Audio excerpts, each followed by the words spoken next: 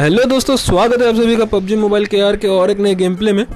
तो हम उतरे थे भैया अपने शैनॉक के रूइंस में। और देखो, शैनॉक में ना ऑफिशियली 3 ड्रॉप लोकेशंस है। एक ये रूइंस, एक तो ऑफिशियल बूट कैंप अपना, और दूसरा हो गया पैराडाइज रिसोर्ट। अब क्योंकि प्लेन पाथ में पूरे पैराडाइज रिसोर्ट था ही नहीं, बूट कैंप में उतरने से मेरा फ़ोन जो है लैग कर जाता है। लैग इन द सेंस के काम ही नहीं करता। तो बचा कुछ एक ऑप्शन था रूइंस, बट पता नहीं क्यों रूइंस में एक बंदा भी नहीं उतरा। दूर से कहीं से आवाज़ आ रही थी, तो हमने निकले बंदे की तलाश में।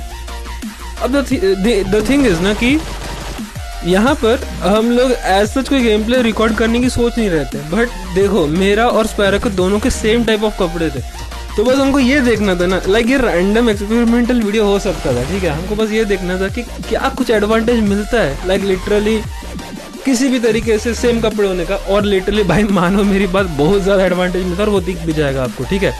अब देखो, यहाँ पे हम आते हैं बूट कैंप। बूट कैंप में एक स्क्वाड या शायद 2 टीम्स थी। एक्चुअली स्क्वाड तो नहीं बोल सकते क्योंकि हम डुओ खेल रहे थे।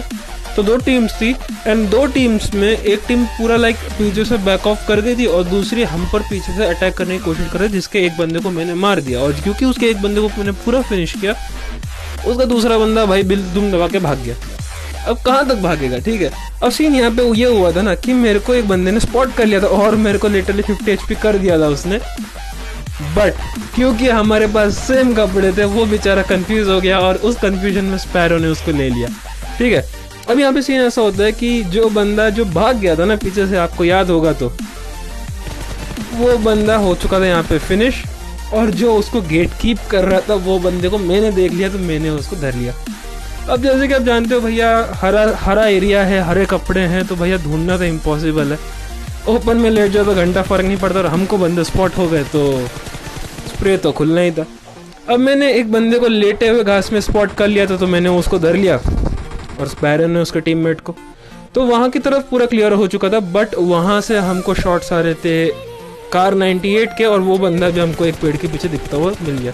अब मैंने यहाँ पे देखो क्या IQ मारा है। लाइक बंदे को मैंने स्प्रे खोला, बीच में पॉज लिया क्योंकि मैं जानता था वो बाहर निकलेगा, और जैसे बाहर निकला बूम, ठीक है। Use this trick, very efficient है, ठीक है। अब यहाँ पे नीचे की तरफ आखिरी का सर्कल था, आखिरी के 2 सर्कल से शायद, और यहाँ पे 2v2 का सिचुएशन था। एक बंदा स्पॉट हो चुका था स्पैरो को, नीचे की तरफ स्मोक था, तो हमका आइडिया मिल चुका था कि पीछे तो कोई होने से रहा, बैक स्टैबिंग होने का कोई चांस नहीं है। सामने की तरफ जितने भी बंदे बाकी है, उनमें से एक एक करके धरने वाले हम दोनों, ठीक है। अब यहाँ पे हमको एक स्पॉट हो चुका था शैक के पीछे और एक पत्थर के पीछे था, ठीक है। जैसे ओपनिंग निकाली स्पैरो ने, उसके दूसरे बंदे ने दे दिया नॉक स्पैरो को। अब पूरा सिचुएशन हो रहा था मेरे ऊपर, पूरा स्ट्रेस बन गया था मेरे ऊपर, क्योंकि मैं ना वहाँ पे जाके उसको रिवाइव दे सकता था, ना ही यहाँ आ सकता था ताकि जाके फाइट ले सकूँ, क्योंकि उसके पास एक बहुत स्ट्रॉन्ग कवर था। मेरे पास सिर्फ एक पेड़ था, और आपने देख ही लिया होगा कि पेड़ का क्या डिसएडवांटेज होता है, और ऊपर से मुझको जोन भी खा रहा था। अब डू और डाई सिचुएशन थी।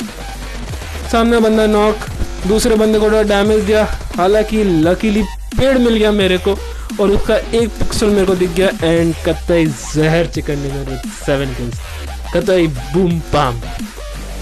गाइस, आपको ये वीडियो और ये सेम कपड़े का ट्रिक कैसा लगा, अच्छा लगा, या आपको कभी फायदेमंद हुआ ये चीज़, तो कमेंट्स में ज़रूर बताना। लाइक करना, शेयर करना, सब्सक्राइब करना, जो कर सकते हो वो करना। लाल बटन दिख रहा होगा तो जल्दी से सब्सक्राइब बटन ठोक डालो। तब तक के लिए गुड बाय।